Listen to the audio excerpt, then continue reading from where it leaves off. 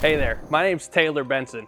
One of the questions I'm always getting asked is, what is the craziest or what's the most scary thing I've ever seen in a crawl space? And yes, there are times where we come across some unpleasant stuff down there, but one of the most scared I've ever been in a crawl space was a couple of months ago. I was inspecting a crawl space. It was the middle of summer, it was hot.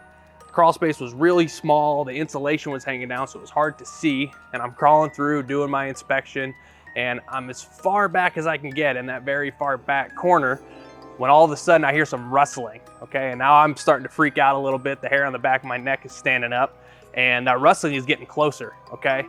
I can't really see very well. I'm looking around, I got my mask on, it's fogged up, and all of a sudden I feel something brush past my leg, and at that point I freak out. I'm screaming like a little girl, and I rustle my mask off, and I'm looking, and I hear this sniffing up by my nose, and I turn to see the homeowner's black lab had followed me in and just totally freaked me out.